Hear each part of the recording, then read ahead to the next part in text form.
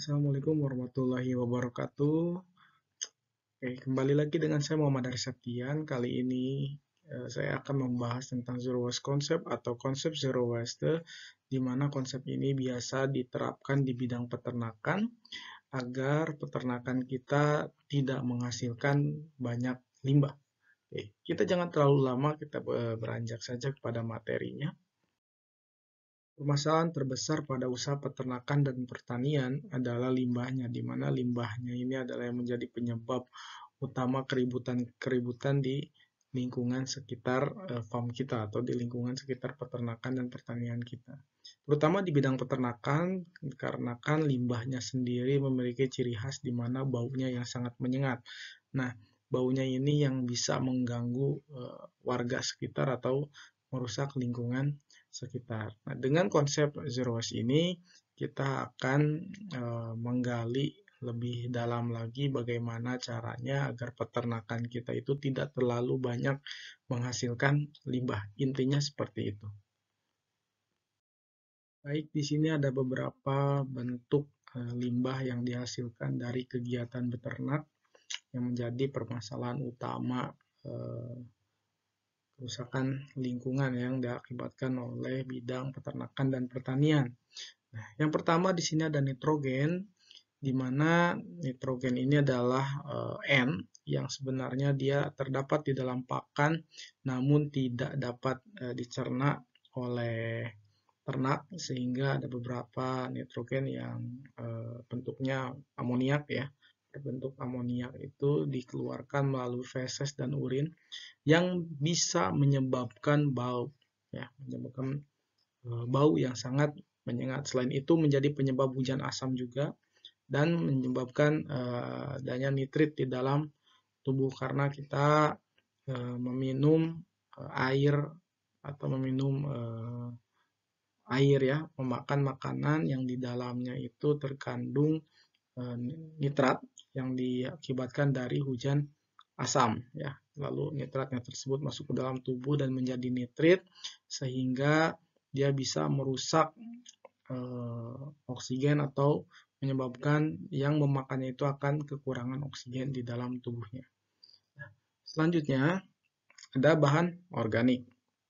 Nah, bahan organik ini yang menyebabkan bau busuk ya, karena bahan-bahan organik yang dihasilkan dari usaha bidang peternakan ya, ya mungkin berupa feses atau sisa-sisa pakan itu mudah terfermentasi sehingga akan ada bau busuk yang dihasilkan dari proses fermentasi tersebut. Nah, selanjutnya ini ada CH4, di mana ini CH4 adalah yang menjadi penyebab utama terjadinya kerusakan ozon ya.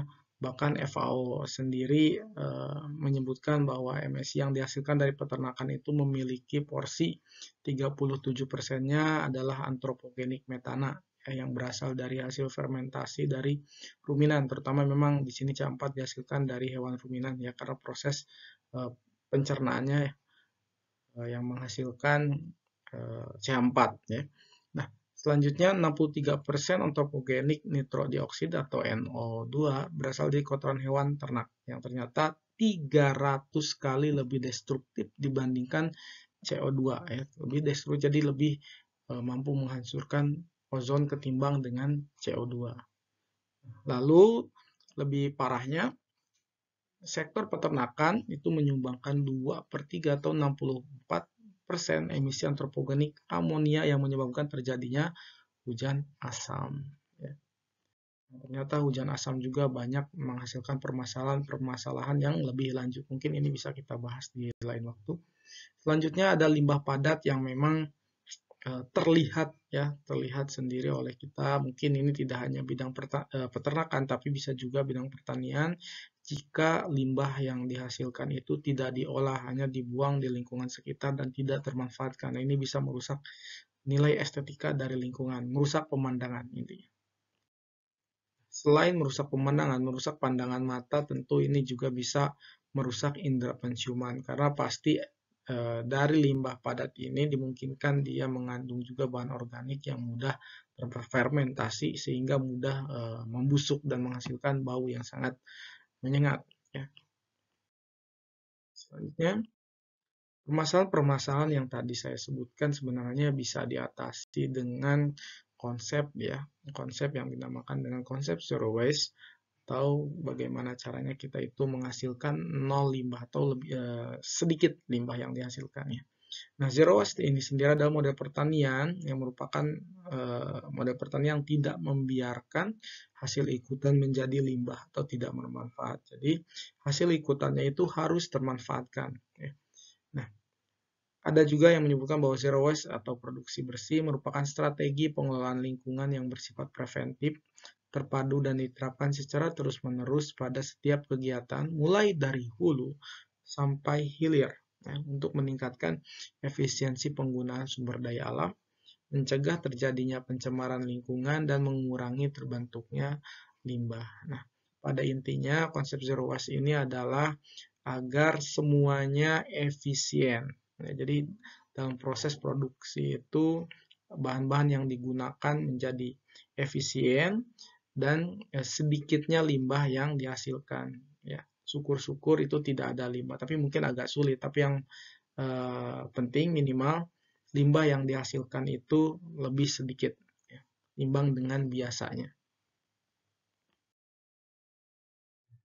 Apa manfaat yang didapat dari penerapan konsep zero waste ini? Oke, kan kita bahas. Yang pertama adalah hemat bahan baku karena kita menerapkan prinsip reuse, recycle, ya, sehingga bahan baku itu bisa dimanfaatkan dengan baik. Lalu mengurangi biaya pengolahan limbah karena bagaimana caranya input itu yang input digunakan oleh kita dan input tersebut nantinya tidak terlalu banyak menghasilkan limbah. Ya. Nah, setelah itu mencegah kerusakan lingkungan karena semuanya akan termanfaatkan, akan dimanfaatkan.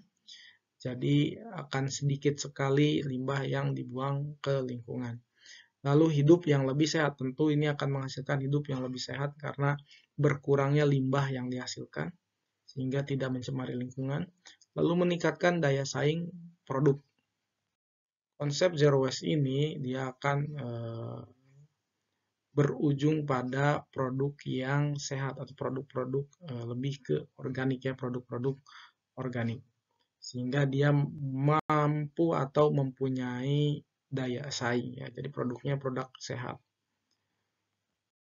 Baik, selanjutnya di sini ada teknik pelaksanaannya, di mana teknik pelaksanaannya ini kita sudah tahu ya sebelumnya. Dia ada 3 teknik pelaksanaan, ada reuse, dan recycle. Nah, yang pertama untuk reduce itu adalah pengurangan pada sumber. Pada reduce atau pengurangan pada sumber di sini ada beberapa poin yang bisa atau harus diperhatikan.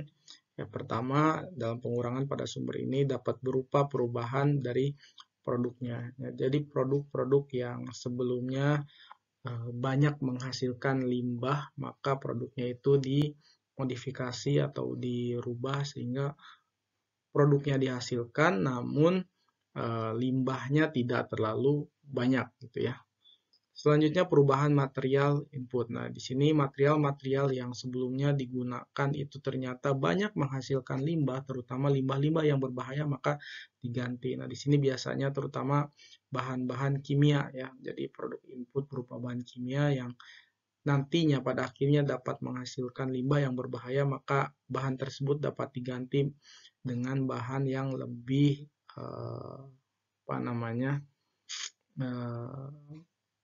lebih aman ya, limbahnya gitu, limbah yang dihasilkannya lebih aman. Selanjutnya volume buangan diperkecil. Nah, di sini maksudnya adalah menyeleksi limbah-limbah tersebut, di mana limbah yang nantinya dihasilkan itu diseleksi kembali, dipisahkan antara limbah yang masih bisa dimanfaatkan dan limbah yang tidak bisa dimanfaatkan. Nah, limbah yang bisa dimanfaatkan ini maka digunakan kembali. Bisa penggunaan kembali atau bisa didaur ulang di proses selanjutnya sehingga termanfaatkan ya. Nah, lalu perubahan teknologi. Nah, perubahan teknologi di sini teknologi yang dulu-dulu atau teknologi yang usang itu diganti oleh teknologi yang mungkin yang terbaru, yang teknologi tersebut bisa memanfaatkan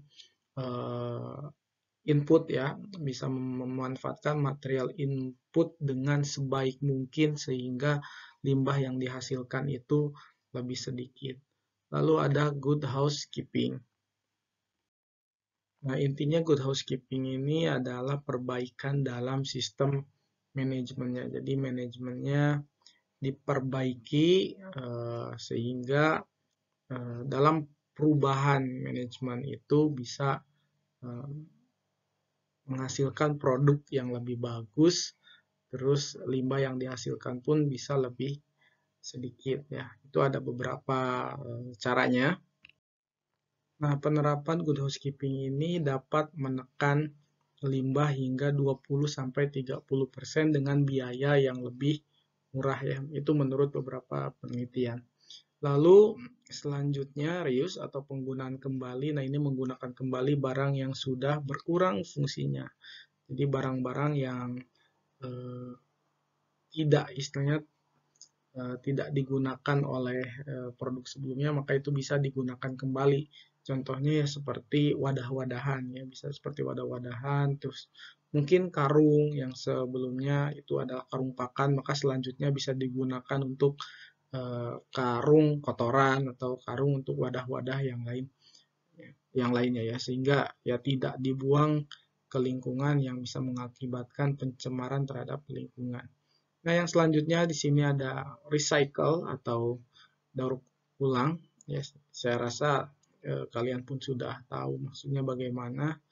Jadi dalam proses daur ulang ini bisa dalam bentuk bahannya dikembalikan ke proses semula.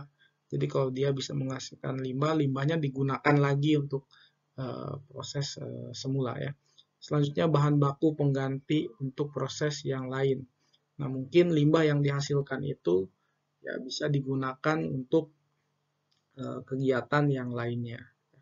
Contohnya mungkin limbah yang dihasilkan oleh apa namanya produsen tahu, misalnya produsen tahu itu kan menghasilkan ampas tahu. Nah, ampas tahu itu kan sebenarnya masih bisa dimanfaatkan apakah dia sebagai pangan ataupun sebagai pakan ya. Nah, selanjutnya dipisahkan untuk diambil yang bermanfaat. Jadi hal-hal yang masih bermanfaat itu digunakan kembali didaur ulang ya, entah menjadi produk yang baru atau masih produk yang sama. Selanjutnya diolah kembali sebagai produk samping. Ini beberapa hal yang biasa memang kita gunakan ya, terutama dari limbah-limbah pertanian itu yang kita gunakan sebagai pakan, itu termasuk ke dalam diolah kembali sebagai produk samping. Langkah yang perlu dilakukan, pertama di sini ada langkah pendahuluan. Pendahuluan ini ya berarti penyusunan, termasuk dalamnya penyusunan tim, lalu penyusunan daftar tahapan prosesnya yang akan kita lakukan. Nah, selanjutnya ada analisis atau analisa tahapan proses. Kita pertama membuat persiapan diagram alirnya, kita akan melakukan prosesnya itu nanti seperti apa dalam pemanfaatan limbahnya, lalu penyusunan neraca massa.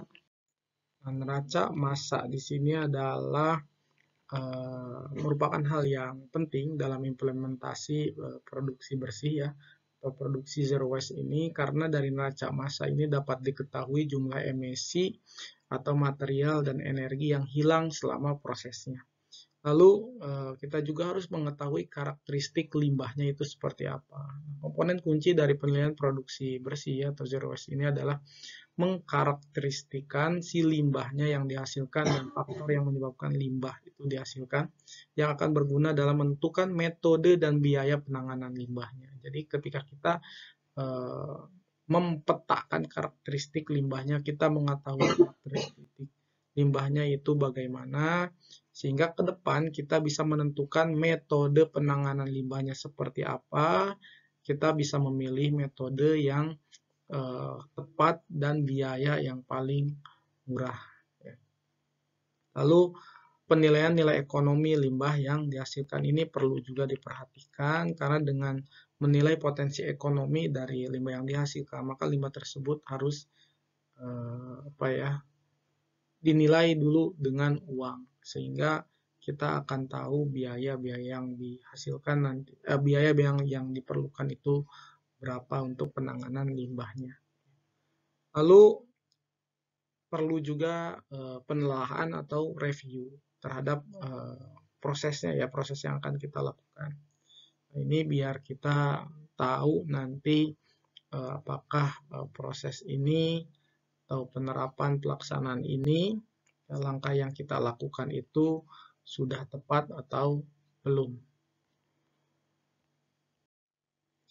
Lalu yang ketiga ada penilaian peluang, di mana menilai peluang-peluang produksi bersih atau zero waste ya, yang dapat diterapkan pada proses produksi yang didapatkan dari analisa tahapan proses. Selanjutnya pemilihan solusi, solusi yang layak secara teknis dan ekonomis serta ramah lingkungan. Nah setelah kita melakukan penyusunan tim, ya timnya nanti dibentuk seperti apa bentuknya gitu. Ada bagian-bagiannya ya, yang mengerjakan A, yang mengerjakan B, kita jadi nanti termanage dengan baik. Selanjutnya kita menganalisa tahapan prosesnya seperti apa, kita mengetahui diagram alir pengerjaannya bagaimana, kita mengetahui jumlah limbah yang dihasilkan berapa, lalu karakteristik limbahnya seperti apa, lalu nilai uangnya nanti bagaimana ya yang diperlukan. Lalu peluangnya juga apakah bisa dimanfaatkan atau tidak. Nah, setelah itu maka kita menerapkan solusinya itu apa ya, solusi yang akan kita lakukan itu seperti apa. Nah, solusi yang akan kita lakukan tentu harus layak secara teknis ya. Berarti mudah dilakukan, tidak ribet lah intinya. Mudah dilakukan, penerapannya mudah dan ekonomis. Jadi tidak terlalu banyak memerlukan biaya. Nah, yang selanjutnya di sini implementasinya. Jadi mengimplementasikan teknik-teknik produk bersih yang dapat diterapkan pada proses produksi. Nah, teknik ini tentu hasil dari riset ya sebelumnya. Atau hasil dari rancangan sebelumnya yang sudah dibuat. Nah, selanjutnya di sini mungkin yang agak-agak sulit dilakukan itu adalah istiqomahnya ya, karena dalam memulai itu ya biasanya gampang. Namun dalam mempertahankannya yang agak susah. Nah, di sini pentingnya untuk memelihara dari kegiatan yang sudah kita lakukan. Ya, jadi kita pelihara dengan baik sehingga kegiatan-kegiatan yang sudah kita lakukan dalam penanganan limbah itu dapat terus kita lakukan di kemudian hari. Jadi terus-terusan untuk berkelanjutan. Ya, kegiatannya harus berkelanjutan.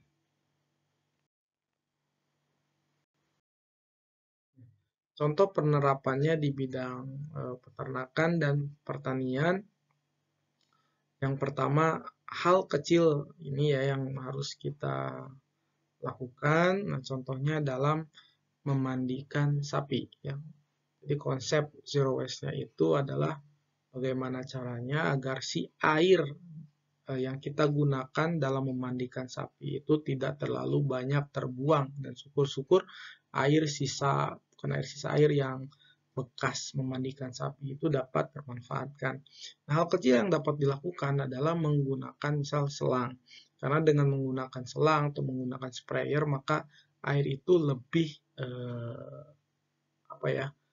digunakannya itu penerapannya lebih termanfaatkan. Karena kalau kita menggunakan misal kolam bak yaitu banyak air yang terbuang, lalu kalau misalkan kita menggunakan gayung maka akan banyak air juga yang terbuang. Nah, dengan menggunakan selang maka air yang keluar dalam memandikan sapi itu akan keluar dengan sedikit demi sedikit namun benar-benar termanfaatkan.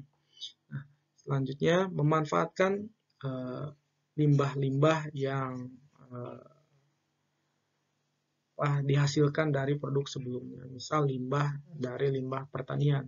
Nah, limbah dari hasil produksi pertanian seperti mungkin limbah sayuran, terus limbah jerami misalnya, atau mungkin di sini contohnya gambarnya adalah batang pisang. Nah, ini batang pisang sudah pasti tidak dimanfaatkan oleh orang pertanian, tapi bisa dimanfaatkan oleh sumber cadangan pakan lah istilahnya ya, pakan pengganti atau pakan inkonvensional yang bisa dimanfaatkan oleh peternakan ya, sebagai pakan ternak cadangan ya. Jadi biar tidak terlalu banyak menumpuk di lingkungan, maka dimanfaatkan sebagai pakan ternak. Nah, selanjutnya di sini ada penerapan atau memanfaatkan, mungkin ya, memanfaatkan limbah yang dihasilkan oleh peternakan itu sebagai biogas ya, sebagai biogas. Jadi merubah dari kotoran hewan menjadi energi ya, energi yang dapat kita manfaatkan, entah itu apakah energi panas atau menjadi energi listrik, karena yang terbaru bahwa dari biogas ini energinya dapat dijadikan sebagai sumber listrik ya, sumber listrik. Nah, dari penerapan atau pembuatan biogas ini maka akan banyak limbah-limbah peternakan yang termanfaatkan, terutama limbah organiknya ya, terus limbah padat ya berupa feses, urin, berupa feses ya kalau limbah padat, lalu limbah organiknya ya berupa mungkin bahan-bahan organik yang ada di feses dan urin itu termanfaatkan dan tidak terbuang ke lingkungan secara langsung. Karena kalau misalkan terbuang ke lingkungan secara langsung, maka itu akan menghasilkan amoniak dan CH4 yang dapat merusak ozon. Tapi dengan pembuatan biogas, maka CH4 itu dimanfaatkan sebagai energi nantinya ya, sebagai energi panas untuk menyalakan kompor, terus bisa juga dirubah menjadi listrik nantinya. Selanjutnya di sini penerapan suatu integrasi, mungkin bisa disebutkan juga ya, integrasi antara pertanian dengan perikanan atau pertanian dengan peternakan. Nah, di sini gambarnya adalah aquaponik, di mana atasnya adalah penanaman sayur-sayuran ya secara vertikal, lalu di bawahnya itu bisa kolam ikan. Bisa juga di sini diterapkan juga mungkin aquaponic, di mana ada hijauan, terus ada kandang, mungkin ya kandang, bisa kandang ternak berupa kandang ayam di tengahnya di sini, terus di bawahnya ikan. Jadi feses dari ternak itu akan turun ke kolam ikan di sini, lalu mungkin dimanfaatkan oleh ikan-ikan. Nah, selain itu air yang ada di kolam ini dimanfaatkan oleh sayuran ya, untuk tanaman di atasnya. Ada di atasnya ini menjadi sumber airnya dan sumber nutrisinya ya bagi tanaman.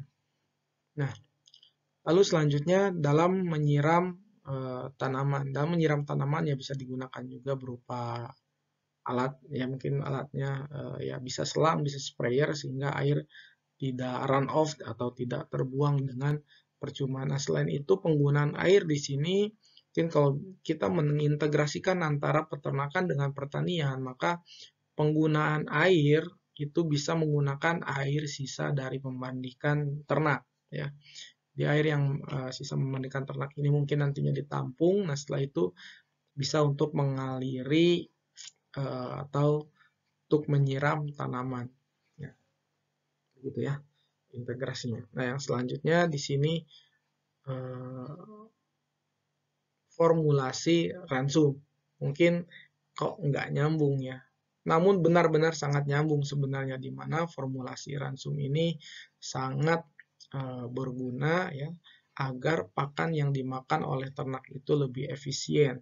Karena kalau tidak efisien, yang ditakutkan adalah menumpuknya nitrogen di urin dan di feses sehingga dapat mencemari lingkungan. Nah, kita membuat pakan di mana pakannya tersebut benar-benar bisa dimanfaatkan oleh ternak menjadi massa tubuh atau menjadi bobot tubuh. Jadi kita yang pertama harus mengetahui sebenarnya kebutuhan nutrisinya itu, kebutuhan nutriennya itu berapa dari masing-masing ternak. Terutama di sini ternak ruminansia, di mana ruminansia itu tidak efisien dalam memanfaatkan nitrogen. Jadi kalau misalkan kita terlalu banyak memberikan nitrogen atau terlalu banyak memberikan N atau terlalu banyak memberikan protein, yang ditakutkan adalah protein tersebut tidak dimanfaatkan oleh ternaknya, sehingga bisa dibuang melalui feses dan urin, sehingga yang bisa mencemari lingkungan, terutama ozon. Ya.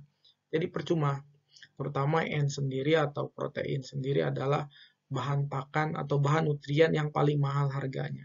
Semakin tinggi proteinnya, maka harga pakan semakin mahal. Nah, jika ketinggian, maka ternak tidak juga bisa memanfaatkan protein tersebut. Jadi akan terbuang percuma, bahkan bisa mencemari lingkungan pada akhirnya. Ya. Jadi bisa dimulai dari formulasi Transum untuk menyelamatkan lingkungan. Ya. Nah, selanjutnya bisa menggunakan konsep LEISA dalam penerapan zero waste ini. Konsep pertanian terpadu juga sering disebut sebagai konsep LEISA atau Low External Input Sustainable Agriculture. Konsep ini diharapkan menjadi arah baru bagi pertanian masa depan, di mana unsur atau konsep yang terlibat dapat menikmati hasil yang sepadan dan berkelanjutan. Intinya berkelanjutan, jadi berkesinambungan, supaya membuat sebuah cycle ya, tidak terputus. Nah, konsep LEISA yang dilaksanakan akan melahirkan manfaat dan keuntungan berupa, pertama, optimalisasi pemanfaatan sumber daya lokal. Jadi, bahan-bahan yang digunakan itu bahan-bahan dari produk lokal, ya, sumber daya lokal yang ada di lingkungan sekitar. Lalu memaksimalkan daur ulang. Ya, jadi, bahan-bahan yang sudah tidak digunakan untuk produk utamanya maka bisa didaur ulang. Ya. Digunakan kembali, nantinya digunakan kembali. Lalu minimalisasi kerusakan lingkungan. Jadi dengan penerapan LEISA ini, penerapan zero waste ini, kerusakan lingkungan itu akan sangat minimal terjadi. Lalu diversifikasi usaha, jadi memperbanyak bidang usahanya. Kelima, pencapaian tingkat produksi yang stabil, ya. Karena konsep dari LEISA ini adalah sustainable, jadi berkelanjutan, maka tingkat produksinya pun akan stabil. Selanjutnya menciptakan kemandirian. Jadi dalam usahanya itu kita akan lebih mandiri, lebih bisa bertahan ya, bertahan karena kita benar-benar mengintegrasikan, terutama bidang peternakan kita tidak bisa hidup sendiri karena kita perlu juga bidang-bidang pertanian atau hasil-hasil samping dari pertanian yang bisa kita gunakan sebagai limbahnya, dan juga limbah yang kita hasilkan itu bisa dimanfaatkan oleh bidang pertanian. Karena kalau misalkan tidak dimanfaatkan, maka ya akan menjadi limbah dan akan merusak lingkungan dan bisa menyebabkan keributan-keributan ya, karena kita menghasilkan limbah yang memiliki memiliki bau yang cukup menyengat ya. Nah, inti dari konsep pertanian terpadu adalah mengintegrasikan beberapa unit usaha di bidang pertanian. Ya. Jadi bidang usaha pertanian itu ya bisa peternakan, perikanan, dan bisa pertaniannya itu sendiri. Semuanya diintegrasikan. Selanjutnya dikelola secara terpadu. Nah, integrasi itu ya memang pasti dikelolanya secara terpadu dan berkesinambungan. Lalu berorientasi ekologis, ya. Jadi kita benar-benar menjaga interaksi dengan lingkungan itu agar interaksinya berjalan dengan baik ya, tidak saling merugikan. Jadi lingkungan pun ya mendapatkan imbas yang baik dari kegiatan yang kita lakukan ya. Lalu peningkatan nilai ekonomi. Ya, agar ada peningkatan nilai ekonomi. Jadi agar cost biaya produksi yang kita gunakan itu tidak terlalu tinggi. Ya, contohnya saja kita menggunakan limbah, misal menggunakan limbah-limbah pertanian, maka cost untuk kita menyediakan bahan pakan itu sedikit berkurang. Misal kita yang biasanya menggunakan konsentrat, lalu kita beralih menggunakan beberapa limbah pertanian sebagai pakan pengganti, maka kita akan mengurangi dalam pembelian konsentrat atau pembelian pakan lainnya, ya. Selanjutnya efisiensi dan produktivitas tinggi. Memang pada intinya agar efisien dan produktivitasnya juga bisa tinggi, ya. Lalu produksi limbah yang rendah. Nah, ini yang paling penting sebenarnya dari konsep pertanian terpadu, terutama konsep zero waste ini, ya. Agar produksi limbahnya itu rendah istilahnya bagaimanapun caranya agar kegiatan yang kita lakukan dalam beternak dan bertani itu limbahnya sangat sedikit dihasilkannya. Bagaimana caranya? Maka seperti yang sebelumnya tadi saya utarakan atau saya sebutkan, ya, beberapa contoh konsepnya, sehingga bisa menghasilkan peternakan yang sangat sedikit limbahnya, bahkan mungkin limbahnya benar-benar bisa dimanfaatkan dengan baik, ya, baik oleh peternaknya atau oleh bidang lainnya seperti bidang pertanian dan perikanan. Nah, dengan produksi limbah yang rendah, maka lingkungan pun akan terselamatkan, ya. Nah, itulah tadi konsep zero waste penerapannya dalam bidang peternakan dan pertanian. Mungkin sekian dari yang dapat saya sampaikan. Semoga bermanfaat. Mohon maaf atas segala kekurangannya, dan jika ada materi yang keliru, mungkin teman-teman bisa mengingatkan saya di kolom komentar, ataupun yang mau bertanya dapat bertanya saja langsung di kolom komentar. Nanti insya Allah saya jawab, ya, jika saya mampu, dan jika saya tidak mampu maka saya akan mencoba membaca lagi, mencoba belajar lagi untuk bisa menjawabnya, ya. Oke, mohon maaf atas segala kekurangan yang saya sampaikan, baik dari segi materi dan cara penyampaian. Bila taufik wal hidayah, wassalamualaikum warahmatullahi wabarakatuh.